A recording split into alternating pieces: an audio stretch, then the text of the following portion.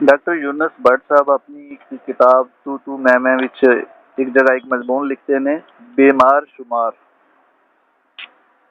ਕਹਿੰਦੇ ਨੇ ਬਿਮਾਰ ਜਿਹੜਾ ਕਿਸੇ ਸ਼ੁਮਾਰ ਵਿੱਚ ਨਾ ਆਵੇ ਉਹਨੂੰ ਬਿਮਾਰ ਸ਼ੁਮਾਰ ਕਹਿੰਦੇ ਨੇ। ਸਿੱਧੀ ਗੱਲ ਤੇ ਇਹ ਵੇ ਕਿ ਤਿਮਾਰਦਾਰ ਨਾ ਹੋਵੇ ਤੇ ਬਿਮਾਰ ਹੋਣਾ ਬੇਵਕੂਫੀ ਹੈ, ਪਰ ਜੇ ਤਿਮਾਰਦਾਰ ਹੋਵੇ ਤੇ ਫਿਰ ਬਿਮਾਰ ਨਾ ਹੋਣਾ ਇਸ ਤੋਂ ਵੱਡੀ ਬੇਵਕੂਫੀ ਹੈ। ਮੈਂ ਡਾਕਟਰ ਹਾਂ ਤੇ ਡਾਕਟਰ ਨੂੰ ਜਿਸ ਬੰਦੇ ਨੂੰ ਆਉਂਦਿਆਂ ਵੇਖ ਕੇ ਸਭ ਤੋਂ ਚੌਖੀ ਖੁਸ਼ੀ ਹੋਵੇ ਸਮਝ ਲਓ ਬਿਮਾਰ ਹੈ। ਮੇਰਾ ਯਾਰ ਰਫੀਕਾ ਆਖਦਾ ਏ ਡਾਕਟਰ ਨੂੰ ਤੇ ਅਗਾਂਹ ਵੱਧ ਕੇ ਮਰੀਜ਼ ਦਾ ਇਸਤਕਬਾਲ ਕਰਨਾ ਚਾਹੀਦਾ ਏ, ਉਹਦਾ ਸ਼ੁਕਰਗੁਜ਼ਾਰ ਹੋਣਾ ਚਾਹੀਦਾ ਏ, ਕਿਉਂ ਜੇ ਉਹ ਘਰੋਂ ਚੱਲ ਕੇ ਡਾਕਟਰ ਨੂੰ ਆਪਣੀ ਜਾਇਦਾਦ ਤੇ ਦੌਲਤ ਦਾ ਹਿੱਸਾਦਾਰ ਬਣਾਉਂਦਾ ਏ। ਡਾਕਟਰ ਤੇ ਆਪਣੀ ਬੀਵੀ ਵੱਲ ਵੀ ਉਦੋਂ ਹੋਰ ਨਾਲ ਵੇਖਦਾ ਏ ਜਦੋਂ ਉਹ ਬਿਮਾਰ ਹੋਵੇ। ਇਸੇ ਲਈ ਮੈਂ ਦੁਨੀਆ ਵਿੱਚ ਰਹਿਣ ਵਾਲਿਆਂ ਦੀਆਂ ਦੋ ਤਰ੍ਹਾਂ ਵੰਡ ਕਰਨਾ ਵਾ, ਇੱਕ ਬਿਮਾਰ ਤੇ ਦੂਜੇ ਉਹ ਜਿੰਨਾ ਅੱਜ ਬਿਮਾਰ ਹੋਣਾ ਏ। ਲੋਕਾਂ ਬਿਮਾਰੀ ਨੂੰ ਮਸਲਿਆਂ ਦਾ ਘਰ ਕਹਿ ਕੇ ਮਸਲਾ ਖੜਾ ਕੀਤਾ ਹੋਇਆ ਹੈ, ਹਾਲਾਂਕਿ ਬਿਮਾਰ ਹੋਣਾ ਤੇ 100 ਮਸਲਿਆਂ ਦਾ ਇੱਕੋ ਹੱਲ ਹੈ। ਕਿਸੇ ਅੰਗ ਸਾਕ ਦੇ ਵਿਆਹ ਨਹੀਂ ਜਾਣਾ ਚਾਹੁੰਦੇ, ਬੁੱਢੀ ਤੰਗ ਕਰਦੀ ਏ, ਆਰਾਮ ਕਰਨਾ ਚਾਹੁੰਦੇ ਹੋ ਤੇ ਬਿਮਾਰ ਹੋ ਜਾਓ। ਤੁਹਾਡੇ ਬਿਮਾਰ ਹੋਣ ਦਾ ਤੁਹਾਨੂੰ ਹੀ ਨਹੀਂ ਤੁਹਾਡੇ ਯਾਰਾਂ ਮਿੱਤਰਾਂ ਤੇ ਅੰਗਾਂ ਸੱਕਾਂ ਨੂੰ ਹੀ ਬੜਾ ਫਾਇਦਾ ਹੈ। ਉਹਨਾਂ ਨੂੰ ਨਿੱਤ ਨਵੀਆਂ ਦਵਾਈਆਂ ਤੇ ਤਜਰਬੇ ਕਰਨ ਲਈ ਲੈਬਾਰਟਰੀ ਮਿਲ ਜਾਂਦੀ ਹੈ। ਇਹ ਹੀ ਨਹੀਂ ਜਿਹੜੀਆਂ ਦਵਾਈਆਂ ਉਹਨਾਂ ਦੇ ਬਸ਼ਤੀ ਰਿਸ਼ਤੇਦਾਰਾਂ ਤੋਂ ਬਚ ਗਈਆਂ ਉਹ ਵਰਤਣ ਦਾ ਵੀ ਮੌਕਾ ਮਿਲ ਜਾਂਦਾ ਹੈ। ਰਿਸ਼ਤੇਦਾਰ ਕਹਿਣਗੇ ਸਾਡੇ ਜਿੰਨੇ ਅੰਗ ਸਾਕ ਮਰੇ ਨੇ ਇਸ ਬਿਮਾਰੀ ਨਾਲ ਮਰੇ ਨੇ, ਤੇ ਫਿਰ ਬੜੀ ਆਸ ਨਾਲ ਤੁਹਾਡੇ ਵੱਲ ਵੇਖਣਗੇ, ਆਖਰ ਤੁਸੀਂ ਵੀ ਉਹਨਾਂ ਦੇ ਰਿਸ਼ਤੇਦਾਰ ਹੋ। ਡਾਕਟਰ ਫੀਕਾ ਉਹ ਡਾਕਟਰ ਹੈ ਜਿਹਨੂੰ ਮਰੀਜ਼ਾਂ ਦੇ ਵਾਰਸਾਂ ਕੋਲੋਂ ਜੋ ਵੀ ਮਿਲਿਆ ਇਹਨੇ ਉਹ ਕਦੀ ਵਾਪਸ ਨਹੀਂ ਹੋਣ ਦਿੱਤਾ। ਇਹਨੇ ਤੇ ਕਦੀ ਮਰੀਜ਼ ਵਾਪਸ ਨਹੀਂ ਜਾਣ ਦਿੱਤਾ। ਕੋਈ ਕਿਸਮਤ ਵਾਲਾ ਅੱਧੇ ਰਸਤੇ ਮੁੜ ਗਿਆ ਹੋਵੇ ਤੇ ਪਤਾ ਨਹੀਂ। ਮਰੀਜ਼ ਡਾਕਟਰਾਂ ਨੂੰ ਰਾਤ ਨੂੰ ਵੀ ਆਰਾਮ ਨਹੀਂ ਕਰਨ ਦਿੰਦੇ। ਡਾਕਟਰ ਫੀਕਾ ਬਹੁਤ ਪਰੇਸ਼ਾਨ ਸੀ, ਕਹਿਣ ਲੱਗਾ ਰਾਤੀ 2 ਵਜੇ ਫੋਨ ਆਇਆ ਕਿ ਜੇ ਤੁਸੀਂ ਨਾ ਆਏ ਤੇ ਮੈਂ ਨਹੀਂ ਬਚਣਾ। ਮੈਂ ਕਿਹਾ ਇਹਦੇ ਵਿੱਚ ਪਰੇਸ਼ਾਨੀ ਵਾਲੀ ਕਿਹੜੀ ਗੱਲ ਹੈ, ਤੂੰ ਡਾਕਟਰ ਹੈ, ਤੇਰੇ ਲਈ ਇਹੋ ਜਿਹੀਆਂ ਕਾਲਾਂ ਆਣੀਆਂ ਹੀ ਨੇ। ਕਹਿਣ ਲੱਗਾ ਪਰੇਸ਼ਾਨੀ ਦੀ ਗੱਲ ਇਹ ਵੇ ਕਿ ਇਹ ਕਾਲ ਮੇਰੀ ਤੀਵੀਂ ਲਈ ਸੀ। ਵੈਸੇ ਡਾਕਟਰ ਦੀ ਦਵਾਈ ਲੈਣ ਨਾਲ ਮਰੀਜ਼ ਦੀ ਸਿਹਤ ਬਿਹਤਰ ਹੋਵੇ ਨਾ ਹੋਵੇ, ਮਰੀਜ਼ ਦੀ ਦਵਾਈ ਲੈਣ ਨਾਲ ਡਾਕਟਰਾਂ ਦੀ ਸਿਹਤ ਬਿਹਤਰ ਹੋ ਜਾਂਦੀ ਹੈ। ਬਿਮਾਰ ਹੋਣਾ ਡਾਕਟਰਾਂ ਦੀ ਮਾਲੀ ਇਮਦਾਦ ਕਰਨਾ ਹੈ। ਵੈਸੇ ਡਾਕਟਰੀ ਵੀ ਅਜੀਬ ਪੇਸ਼ਾ ਹੈ, ਉਸ ਨੂੰ ਖਤਮ ਕਰਨ ਵਿੱਚ ਲੱਗਾ ਹੈ ਜਿਸ ਦੀ ਵਜ੍ਹਾ ਨਾਲ ਇਸ ਪੇਸ਼ੇ ਦਾ ਵਜੂਦ ਹੈ। ਮੈਂ ਤੇ ਆਖਣਾ ਵਾ ਬਿਮਾਰ ਹੋਣਾ ਮੈਡੀਕਲ ਇੰਡਸਟਰੀ ਨੂੰ ਫਾਈਨੈਂਸ ਕਰਨਾ ਹੈ।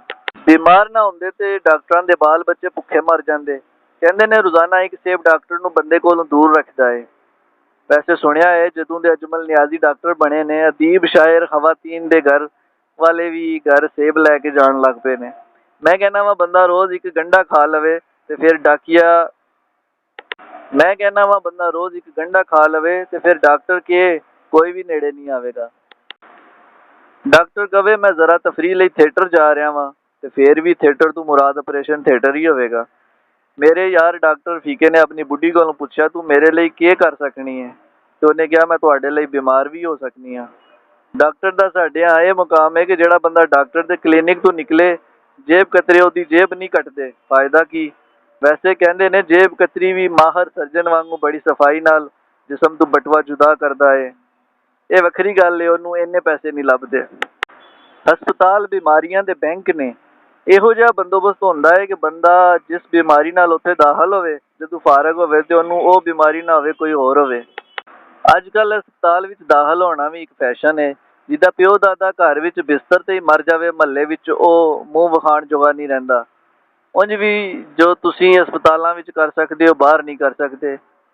ਦਿਲ ਦੇ ਹਸਪਤਾਲਾਂ ਵਿੱਚ ਰੋਜ਼ ਦਿਲ ਬਦਲੀ ਹੁੰਦੇ ਨੇ, ਪਰ ਜੇ ਤੁਸੀਂ ਕਿਸੇ ਬਾਗ ਵਿੱਚ ਦਿਲ ਬਦਲੀ ਕਰਦੇ ਫੜੇ ਜਾਓ ਤੇ ਕੋੜੇ ਪੈਣਗੇ। ਹਸਪਤਾਲਾਂ ਵਿੱਚ ਮਰੀਜ਼ ਇੰਨੀਆਂ ਨਰਸਾਂ ਦੀ ਤਵੱਜੋ ਪਾਰੋਂ ਠੀਕ ਨਹੀਂ ਹੁੰਦੇ ਜਿੰਨੇ ਉਹਨਾਂ ਦੀ ਬੇਤਵੱਜੀ ਪਾਰੋਂ ਠੀਕ ਹੁੰਦੇ ਨੇ। ਮੇਰਾ ਯਾਰ ਫੀਕਾ ਆਖਦਾ ਹੈ ਮੈਂ ਜਦੋਂ ਬਿਮਾਰ ਹੋਵਾਂ ਨਰਸਾਂ ਨੂੰ ਸਿਸਟਰ ਕਹਿ ਕੇ ਨਹੀਂ ਬੁਲਾਉਂਦਾ, ਕਜ਼ਨ ਕਹਿ ਕੇ ਬੁਲਾਉਂਦਾ ਵਾਂ ਤੇ ਉਹ ਛੇਤੀ ਆ ਜਾਂਦੀਆਂ ਨੇ। ਵੇਖਿਆ ਜਾਵੇ ਤੇ ਬਿਮਾਰ ਹੋਣ ਦਾ ਇਸ ਤੋਂ ਵੱਡਾ ਫਾਇਦਾ ਹੋਰ ਕੀ ਹੋ ਸਕਦਾ ਹੈ ਕਿ ਤੁਸੀਂ ਕੁੜੀਆਂ ਨੂੰ ਇਸ਼ਾਰੇ ਕਰਕੇ ਬੁਲਾਉਂਦੇ ਹੋ। ਤੰਦਰੁਸਤ ਹੋ ਗਏ ਕਿਸੇ ਨਰਸ ਨੂੰ ਇਸ਼ਾਰਿਆਂ ਨਾਲ ਆਪਣੇ ਬੈੱਡ ਤੇ ਬੁਲਾ ਕੇ ਵਿਖਾਓ। ਚੰਗਾ ਮਰੀਜ਼ ਉਹ ਹੁੰਦਾ ਹੈ ਜਿਹੜਾ ਹਸਪਤਾਲੋਂ ਠੀਕ ਹੋ ਕੇ ਘਰ ਆਵੇ ਤੇ ਨਰਸਾਂ ਨੂੰ ਦੁੱਖ ਹੋਵੇ। ਹਰ ਬੰਦਾ ਪੈਦਾਇਸ਼ੀ ਤੌਰ ਤੇ ਡਾਕਟਰ ਹੁੰਦਾ ਹੈ। ਇਹਦਾ ਮਤਲਬ ਇਹ ਨਹੀਂ ਕਿ ਉਹਦੀ ਲਿਖਾਈ ਪੜ੍ਹਾਈ ਭੈੜੀ ਹੁੰਦੀ ਹੈ। ਇਹ ਵੇ ਕਿ ਜਿਸ ਬੰਦੇ ਨੂੰ ਵੀ ਤੁਸੀਂ ਮਾਹੌਲ ਵਿੱਚ ਕਹਿ ਦਿਓ ਮੇਰੀ ਤਬੀਅਤ ਖਰਾਬ ਹੈ, ਉਹ ਸਾਹ ਮਗਰੋਂ ਲਏਗਾ ਪਹਿਲਾਂ ਤੁਹਾਨੂੰ ਨੁਸਖਾ ਦੱਸੇਗਾ। ਜਿਹੜਾ ਬੰਦਾ ਇੰਜ ਨਾ ਕਰੇ ਸਮਝ ਲਓ ਉਹ ਡਾਕਟਰ ਹੈ। ਡਾਕਟਰ ਉਹ ਬੰਦਾ ਹੈ ਜਿਹੜਾ ਸੋਹਣੀ ਕੁੜੀ ਨੂੰ ਵੀ ਵੇਖਣ ਦੇ ਪੈਸੇ ਲੈਂਦਾ ਹੈ। ਪਰ ਸਾਡਾ ਇੱਕ ਸ਼ਾਇਰ ਡਾਕਟਰ ਫੀਕੇ ਕੋਲ ਟੁਰ ਗਿਆ, ਕਹਿਣ ਲੱਗਾ ਮੇਰਾ ਮਿਹਦਾ ਕਈ ਦਿਨਾਂ ਤੋਂ ਕੰਮ ਨਹੀਂ ਕਰ ਰਿਹਾ। ਫੀਕੇ ਨੇ ਪੁੱਛਿਆ ਤੂੰ ਕਰਨਾ ਕੀ? ਉਹਨੇ ਕਿਹਾ ਸ਼ਾਇਰੀ। ਤੇ ਫੀਕੇ ਨੇ ਬੋਝੇ ਵਿੱਚੋਂ 4 ਰੁਪਏ ਕੱਢ ਕੇ ਕਿਹਾ ਜਾ ਮਿਹਦੇ ਨੂੰ ਕੋਈ ਕੰਮ ਲਾ ਦੇ। ਨੀਟਸ਼ੇ ਕਹਿੰਦਾ ਹੈ ਜਦੋਂ ਬੰਦਾ ਬਿਮਾਰ ਹੁੰਦਾ ਹੈ ਤੇ ਉਹਦੀ ਅੱਛਾਈ ਬਿਮਾਰ ਹੋ ਜਾਂਦੀ ਹੈ, ਪਰ ਮੈਂ ਤੇ ਸਮਝਣਾ ਵਾ ਬਿਮਾਰ ਹੋਣਾ ਨੇਕ ਹੋਣਾ ਹੈ। ਮੈਂ ਕਦੀ ਕਿਸੇ ਬਿਮਾਰ ਨੂੰ ਭੈੜਾ ਕੰਮ ਕਰਦਿਆਂ ਨਹੀਂ ਵੇਖਿਆ। ਵੈਗਣ ਦੇ ਸਫ਼ਰ ਤੇ ਹਸਪਤਾਲ ਦੇ ਸਫ਼ਰ ਨੇ ਜਿੰਨਾ ਲੋਕਾਂ ਨੂੰ ਅੱਲਾ ਨੇ ਯਾਦ ਕਰਵਾਇਆ ਹੈ, ਇਹ ਇੰਨਾ ਕਿਸੇ ਮਸੀਤ ਦੇ ਮੌਲਵੀ ਨੇ ਕਰਵਾਇਆ ਨਹੀਂ ਹੋਣਾ। ਦੁਨੀਆ ਵਿੱਚ ਜਿੱਥੇ ਖੂਨ ਖਰਾਬਾ ਕੀਤਾ ਤੰਦਰੁਸਤਾਂ ਕੀਤਾ। ਥਾਮਸ ਫਿਲਰ ਨੇ ਆਖਿਆ ਸੀ ਕਿ ਤੰਦਰੁਸਤੀ ਤੇ ਬਿਮਾਰੀ ਵਿੱਚ ਇਹ ਫਰਕ ਹੈ ਕਿ ਬਿਮਾਰੀ ਬੰਦਾ ਮਹਿਸੂਸ ਕਰਦਾ ਹੈ ਪਰ ਤੰਦਰੁਸਤੀ ਨਹੀਂ। ਵੈਸੇ ਜੇ ਥਾਮਸ ਫਿਲਰ ਮਹਿਸੂਸ ਨਾ ਕਰੇ ਤੇ ਮੈਂ ਕਹਾਂਗਾ ਬੰਦਾ ਜਿਹੜੀ ਚੀਜ਼ ਮਹਿਸੂਸ ਹੀ ਨਹੀਂ ਕਰਦਾ ਉਹਦੀ ਗੱਲ ਕੀ ਕਰਨੀ। ਬੁਢਾਪਾ ਉਹ ਬਿਮਾਰੀ ਹੈ ਜਿਹਦਾ ਕੋਈ ਇਲਾਜ ਨਹੀਂ। ਇਸ ਦੁਨੀਆ ਵਿੱਚ ਸਭ ਤੋਂ ਬਹੁਤੇ ਬੰਦੇ ਇਸ ਬਿਮਾਰੀ ਨਾਲ ਮਰਦੇ ਨੇ। ਮੇਰਾ ਯਾਰ ਫਿਕਾ ਆਖਦਾ ਏ ਜਵਾਨੀ ਵਿੱਚ ਉਹਦੀ ਸਿਹਤ ਇਹੋ ਜਿਹੀ ਸੀ ਕਿ ਜਿਸ ਮਹਿਫਲ ਵਿੱਚ ਬਹਿ ਜਾਂਦਾ ਫਿਰ ਲੋਕ ਹੀ ਉਠਾਉਂਦੇ। ਹਾਲਾਂਕਿ ਉਹਨੂੰ ਉਠਾਉਣ ਦੀ ਵਜ੍ਹਾ ਉਹਦੀ ਸਿਰਫ ਸਿਹਤ ਦੀ ਖਰਾਬੀ ਨਹੀਂ ਸੀ, ਪਰ ਇਹ ਗੱਲ ਹੱਕ ਹੈ ਬਈ ਲੋਕੀ ਬਿਮਾਰ ਨੂੰ ਅਗਾਂਹ ਵੱਧ ਕੇ ਉਠਾਉਣ ਦੀ ਕੋਸ਼ਿਸ਼ ਕਰਦੇ ਨੇ। ਮੈਂ ਤੇ ਅੱਲਾ ਨੂੰ ਕਈ ਬਿਮਾਰਾਂ ਨੂੰ ਉਠਾਉਂਦਿਆਂ ਆਪ ਵੇਖਿਆ ਹੈ। ਜਰਮਨ ਕਹਿੰਦੇ ਨੇ ਬਿਮਾਰ ਲਈ ਨੀਂਦਰ ਅੱਧਾ ਇਲਾਜ ਹੈ, ਪਰ ਆਸ਼ਿਕ ਤੇ ਬਿਮਾਰ ਨੂੰ ਨੀਂਦਰ ਆ ਜਾਵੇ ਤੇ ਫਿਰ ਉਹ ਆਸ਼ਿਕ ਤੇ ਬਿਮਾਰ ਨਾ ਹੋਇਆ, ਆਮ ਬੰਦਾ ਹੋ ਗਿਆ। ਸਾਡੀ ਸ਼ਾਇਰੀ ਵਿੱਚ ਆਸ਼ਿਕ ਨੂੰ ਕਦੀ ਕਦੀ ਵੀ ਮਹਿਬੂਬ ਉਹਦੇ ਇਸ਼ਕ ਜਾਂ ਤੰਦਰੁਸਤੀ ਦੀ ਵਜ੍ਹਾ ਨਾਲ ਮਿਲਣ ਨਹੀਂ ਆਇਆ। ਜਦੋਂ ਆਇਆ ਆਸ਼ਿਕ ਤੇ ਬਿਮਾਰ ਹੋਣ ਦੇ ਹੀ ਆਇਆ। ਅੱਜ ਵੀ ਕੋਈ ਵੱਡੇ ਬੰਦੇ ਤੇ ਬਿਮਾਰ ਅੱਗੇ ਉੱਚੀ ਨਹੀਂ ਬੋਲਦਾ। ਹਰ ਬੰਦਾ ਚਾਹੁੰਦਾ ਹੈ ਉਹਦਾ ਬਚਪਨ ਮੁੜ ਆਵੇ, ਪਰ ਉਹਦਾ ਇੱਕੋ ਤਰੀਕਾ ਹੈ ਕਿ ਤੁਸੀਂ ਬਿਮਾਰ ਹੋ ਜਾਓ। ਮੈਂ ਆਪਣੀਆਂ ਅੱਖਾਂ ਨਾਲ ਬਿਮਾਰ ਹੋ ਕੇ ਬੜੀਆਂ ਬੁੱਢੀਆਂ ਨੂੰ ਬੱਚੇ ਬਣਦਿਆਂ ਵੇਖਿਆ ਹੈ। ਜਿਹੜੀ ਜ਼ਨਾਨੀ ਅਜੇ ਤੀਕਰ ਬਿਮਾਰ ਨਹੀਂ ਹੋਈ ਸਮਝ ਲਓ ਅਜੇ ਤੀਕਰ ਉਹ ਜ਼ਨਾਨੀ ਨਹੀਂ ਹੋਈ। ਬੀਵੀ ਤੇ ਬਿਮਾਰੀ ਨਵੀਂ ਹੋਵੇ ਤੇ ਉਹਦੀ ਬੜੀ ਖਾਤਰ ਹੁੰਦੀ ਹੈ, ਤੇ ਜਦੋਂ ਪੁਰਾਣੀਆਂ ਹੋ ਜਾਣ ਤੇ ਦੋਨਾਂ ਨੂੰ ਕੋਈ ਖਾਤਰ ਵਿੱਚ ਨਹੀਂ ਲੈਂਦਾ। ਬੀਵੀ ਬਿਮਾਰ ਹੋਵੇ ਤੇ ਖਾਵੰਦ ਇਸ ਲਈ ਪਰੇਸ਼ਾਨ ਨਹੀਂ ਹੁੰਦਾ ਜੇ ਮੈਂ ਪਰੇਸ਼ਾਨ ਹੋਇਆ ਤੇ ਇਹ ਸੱਚੀ ਮੁੱਚੀ ਬਿਮਾਰ ਹੋ ਜਾਏਗੀ।